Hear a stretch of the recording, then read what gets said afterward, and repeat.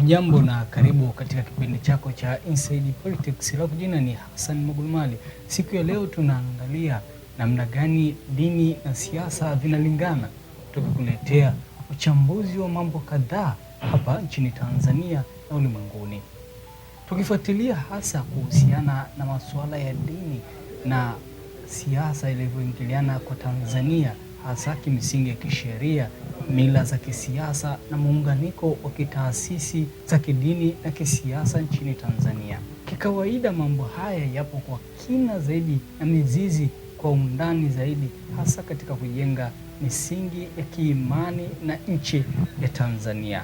Namba moja, dini imeingizwa kisheria na kikatiba. Nchini Tanzania, kanuni za kidini zimejengwa ndani ya sheria.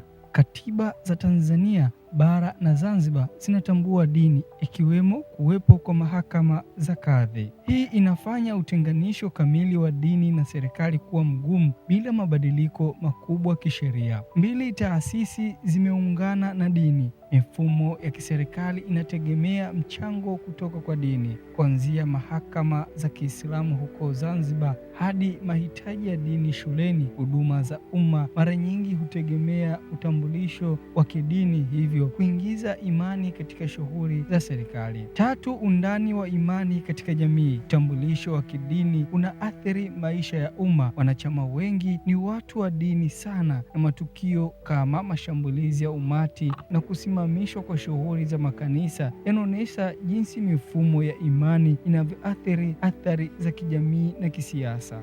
Hii ni mitizamo ya dini na kisiasa katika Uislamu na Ukristo. Inaeleza namna gani siasa katika Uislamu na Ukristo ulivyo.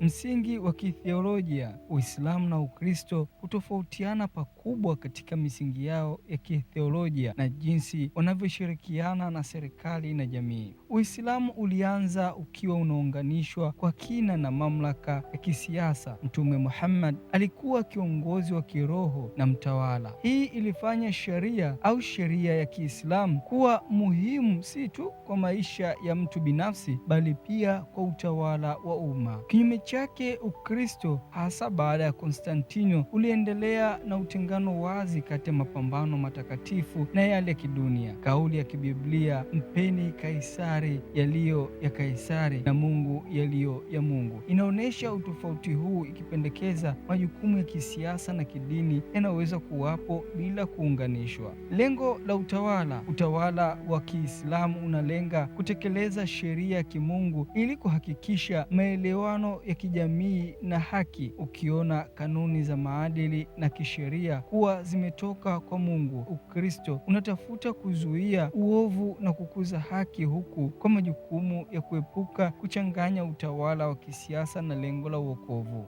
Tofauti za kikanda. Katika nchi zenye Waislamu wengi, kuunga mkono kwa sheria ni juu, ingawa mara nyingi hukataliwa katika nchi zenye udunia zaidi kama vile Uturuki. Nchini Marekani, Wakristo wanatafuta kuunda sera za maadili, wakati huko Europe Wakristo kwa kawaida wanaunga mkono utengano uliofafanuliwa zaidi kati ya kanisa na serikali. Haya yote yanaakisi namna gani dini na siasa zinavyoingiliana, na vyote hufanya kazi kwa pamoja, japo muda mwingine haviwezi kushirikiana moja kwa moja, lakini misingi mingi ya kidini inaingiliana. Kama tunavyoona sharia katika Uislamu, ndivyo ambavyo sheria katika nchi mbalimbali zilivyo.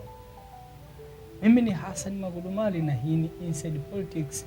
Nikukaribisha tena wakati mwingine kufuatilia vipindi vyetu kutoka hapa Media Wire Express, habari fupi mahiri wa Afrika. Nyuma ya kamera ni Joseph Mwanawe Sangura.